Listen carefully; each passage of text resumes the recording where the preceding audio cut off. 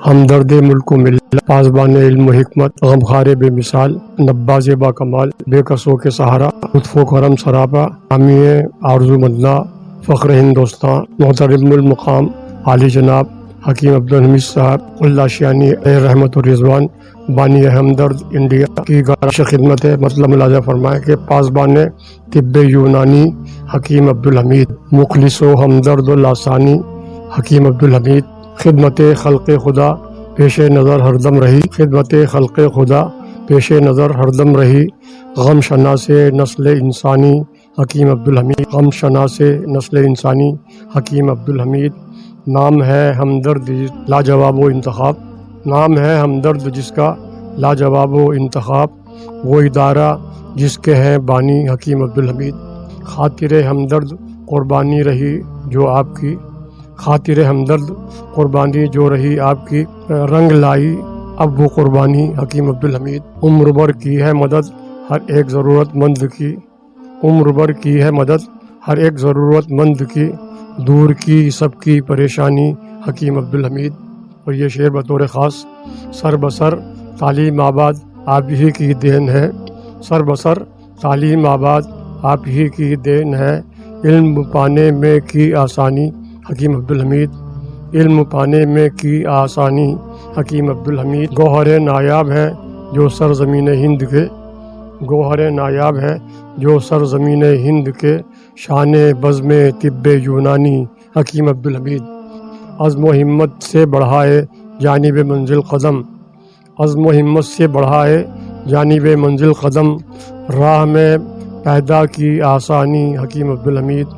और ख़ासुल ख़ास हासिल नज़म शेर मुलादा फरमाए कि रूह अफ़ज़ा आपसे हमदर्द का है गुलसिता, आपसे हमदर्द का है गुलसिता, वजह लुत्फ़ो कैफ सामानी हकीम अब्दुल हमीद। आपने छोड़ा जबीन वक्त पर अपना निशा, आपने छोड़ा जबीन वक्त पर अपना निशा, वक्त की भी नब्ज़ पहचानी हकीम अब्दुल हमीद।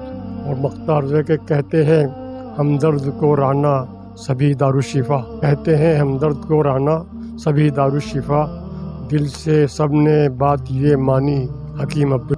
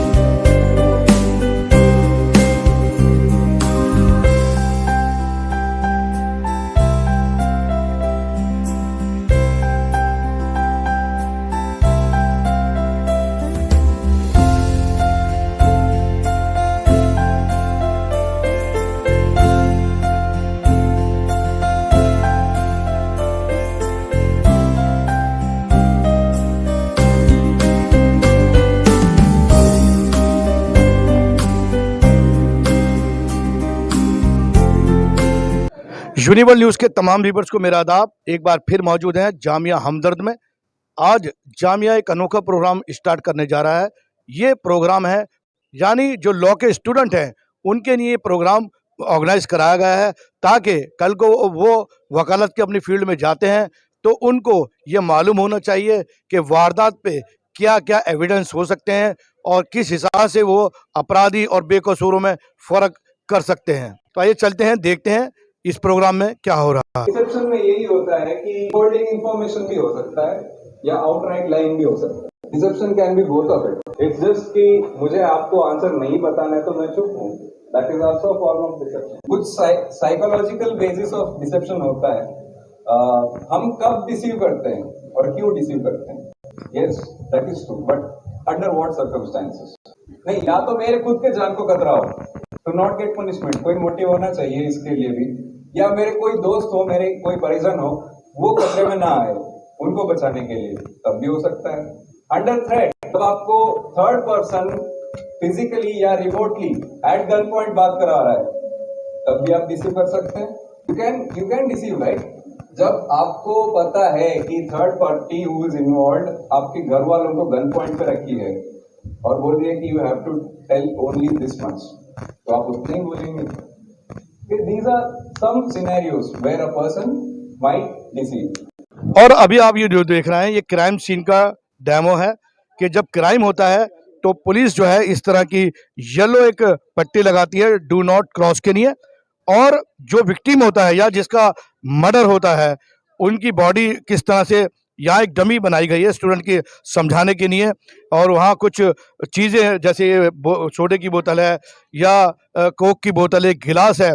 तो इसका मकसद ये है कि जो भी विक्टिम के पास चीज़ें पड़ी हुई होती हैं आप इनको कभी भी टच ना करें। सबसे पहले फोटोग्राफी बताई थी आपको कि कैसे फोटोग्राफ करना है, तो क्राइम सीन फोटोग्राफर कहाँ है? Okay, so I have explained as to what are the different steps involved in crime scene investigation. The first involving barricading or closing up the crime scene, right? So you can see the barricading that we have used to prevent people from going inside. Like you people, there are a lot of onlookers at the crime scene also. And the principle of crime scene says that you leave something there. You might be chewing something, eating something. You being there can produce more footprints. Things are different and varied. So minimalize people or things that are not actually in the crime scene to go in or go out. So things should not fly away from the scene. Things should not fly into the scene. So barricade the scene, that is done. Now once barricaded and the scene is protected, we go for photographing or documenting the scene. Documentary can be done by photography, videography, or note taking or sketching. Sketching can be done like as to noticing the direction, like north, south, where is it, and with a scale you measure as to from a particular. Now you have to identify the particular scene. We have barricaded this particular area as the crime scene, which with an idea that there are items that are spread throughout in this area which might be connected with that particular the dead body, which is associated with that. In that idea, we have connected or barricaded this particular place. So there are forensic photographers who will document the scene. So there are photography that is to be done, long shot, mid-range as well as close-up photography needs to be done. Now long-range photography or long-shot photography deals with sort of taking the long shot of the particular scene in order to get an idea about the address or the location of this particular scene. So the long shot photography involved in this particular scene will be, in fact, the first thing to be taken is the board of the university or the gate number in which we have come in, which states that yes, it is in this particular university, and the entire route that we take to come here, and the board to this particular auditorium. Okay, it connects, it is somewhere near to this auditorium, and a photograph from there telling that yes, it is in fact on the left side of the auditorium, standing in front of it, not the right one, right, on the left side. And then from every four corners that the photo will be taken on long shot in a particular angle. Long shot photography. Mid-range, yes, so that we get an idea or connection between the evidence. Me standing here and taking an evidence or photography of that area, it gives me an association between the things that are spread out in that particular area. Is it connected or not? What is the distance of that particular substance from the main body? Right, an association. Then there is close-up photography. It is done to get the details of that particular evidence which is to be collected. We are going to take the photography of that particular bottle.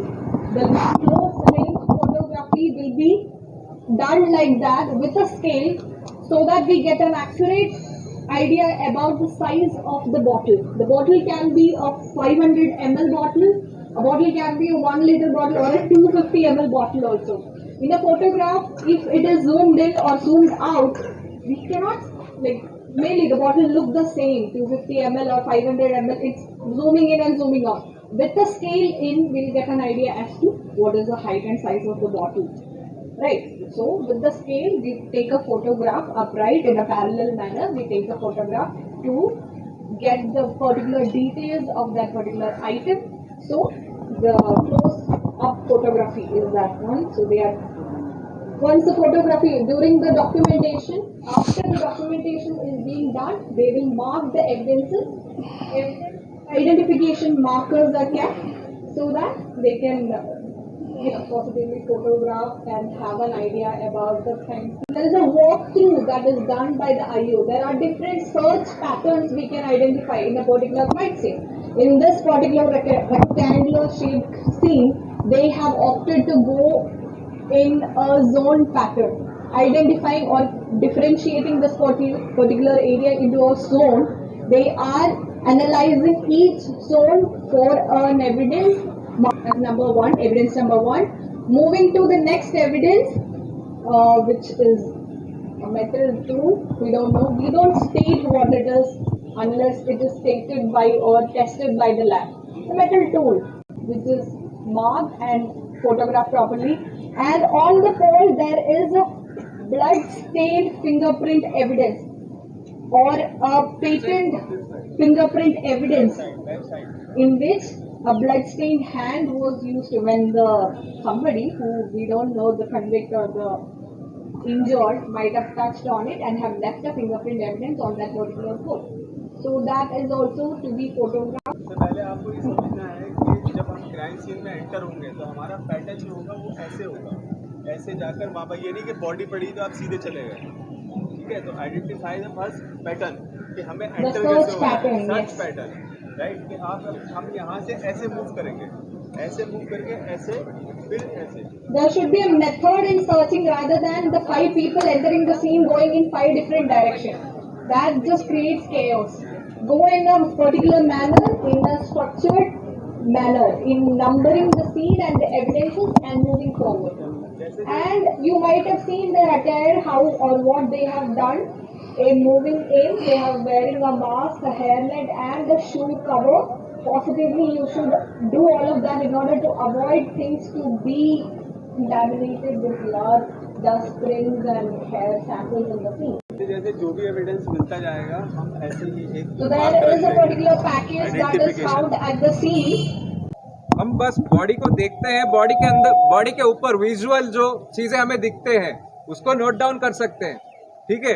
I can C stab wounds 1 2, तो उसको note down कर लिया, ठीक है। Other than that I can see a few droplets of blood on his face, उसको note down कर लिया। If there are some bruises will note it down, that's all. उसके बाद जितना तुरंत हो सके उतना तुरंत, हम एक इंसान को डेड नहीं डिक्लेयर कर सकते, इवन दो वो कितना भी इंजर्ड क्यों ना हो, डेड डिक्लेयर नहीं कर सकते।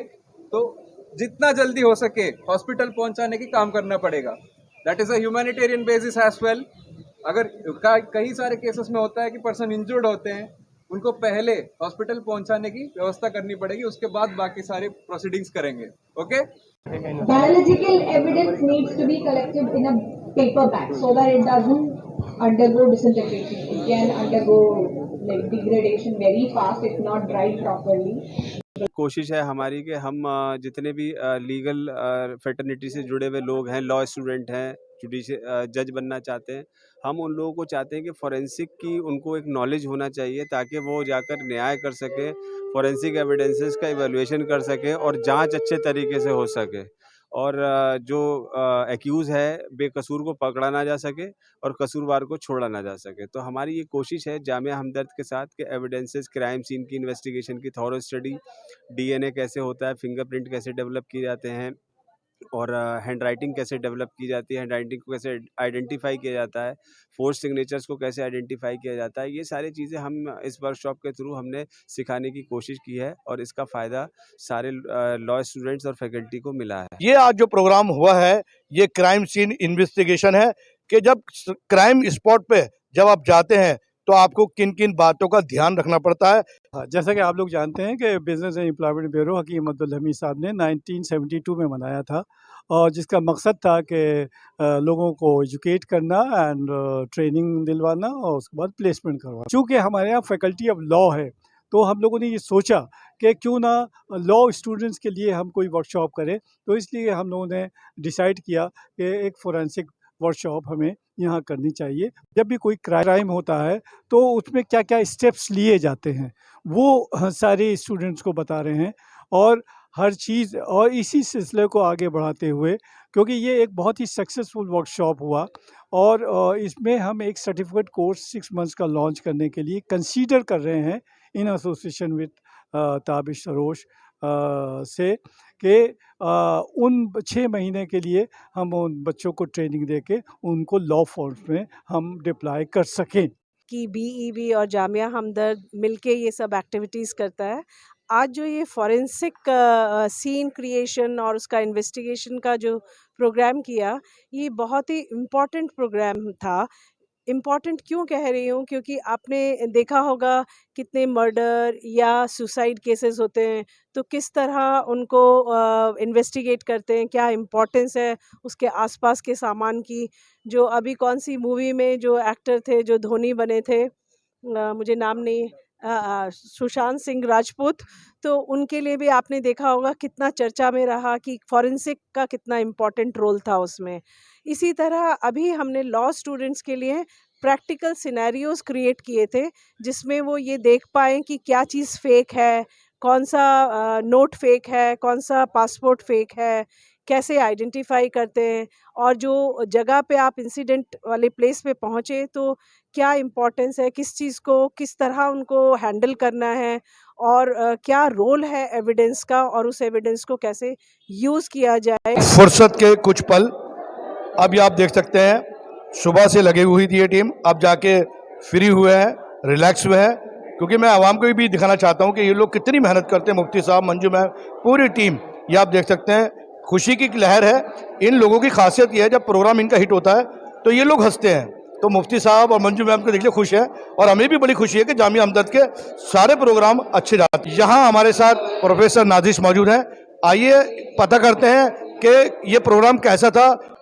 एक्चुअली यहाँ पे एक क्राइम इन्वेस्टिगेशन वर्कशॉप चल रहा है, जहाँ पे हमें सिखाया जाता है कि कैसे किसी क्राइम सीन को ऑब्जर्व करते हैं और कैसे सारे एविडेंसेस कलेक्ट किए जाते हैं या सैम्पल्स कलेक्ट किए जाते हैं। जैसा आप देख सकते हैं कि मेरे हाथ में ये इंक लगी हुई है, so we are trying the fingerprints detection, कि फिंगरप्रिंट्स कैसे क्राइम सीन से पिकअप किए जाते हैं या किसी क्रिमिनल से कैसे लिए जाते हैं या कैसे उनको ऑब्जर्व किया जाता है। ऐसे ही हमने बाहर देखा था, जहाँ पे पूरा क्राइम सीन बनाया गया था, वहाँ एक डेमो बॉडी रखी गई थी और कैसे सैंपल्स जगह जगह लगाए गए थे, एविडेंसेस कैसे कलेक्ट होते हैं या ब्लड स्टेन्स कैसे कलेक्ट होते हैं। तो इसी तरीके का पूरा इन्वेस्टिगेटिव वर्कशॉप था, जो कि यहाँ ताबिश सर ने कराया है। उनकी पूरी डिपार्टमेंट दिल्ली पुलिस के साथ कोलैबोरेशंस हैं, जो कि वो अक्सर करते रहते हैं वर्कशॉप्स टू टेल पीपल कि कैसे एक क्राइम सीन को इन्वेस्टिगेट। जी, तो good evening everyone.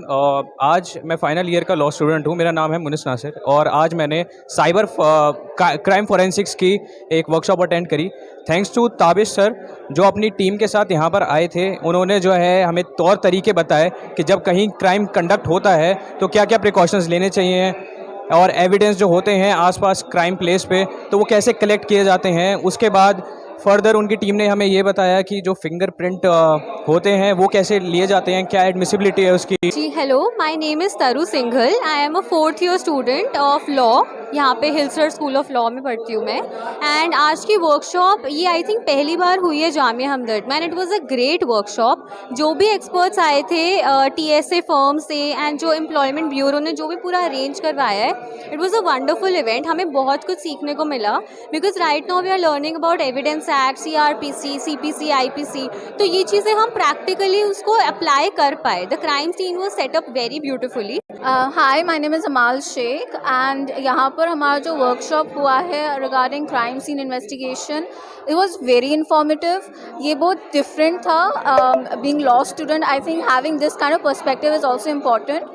So it was very nice, very informative. A lot of students and the faculty enjoyed it, and we are very happy to have gained this different kind of information. तो मेरा नाम मोहम्मद नबील खान है। मैंने आज जो हमारे college Jamia Hamdard में workshop हुई थी फॉरेंसिक साइंसेस के रिगार्डिंग, मैंने वहाँ पे सबसे पहली बात ये सीखी कि जहाँ पे भी कोई किसी भी प्रकार का क्राइम सीन होता है वहाँ पे बैरिकेडिंग कर दी जाती है येलो कलर की टेप्स के साथ, जो दिल्ली पुलिस की होती है। हमें उन बाउंड्रीज़ को in any matter, in any case we should not transgress those boundaries. Law school का स्टूडेंट हूँ।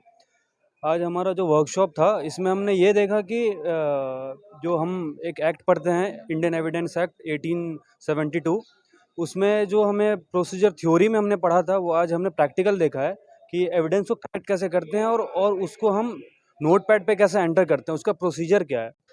Today we had a workshop on the cyber forensics and cyber security investigation.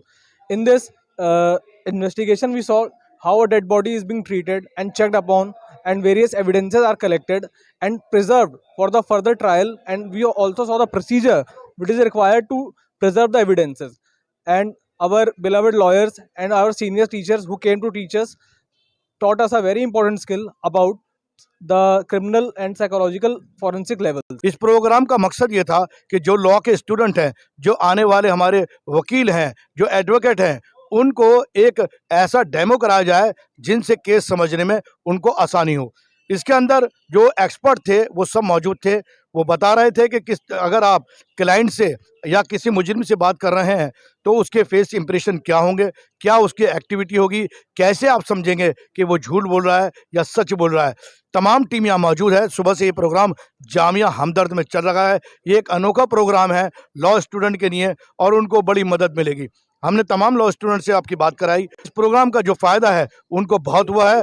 आगे जब वो अपनी वकालत करेंगे उनको बड़ी मदद मिलेगी। इसके अलावा मुफ्ती साहब से हमारी बात हुई और मंजू मैम से बात हुई। उन्होंने भी बताया ये प्रोग्राम बहुत ही सक्सेसफुल प्रोग्राम था। इसमें आपने देखा पूरा डेमो भी दिखाया गया और समझाया गया कि क्राइम सीन का जो इन्वेस्टिगेशन होता है वो किस तरह से होता है।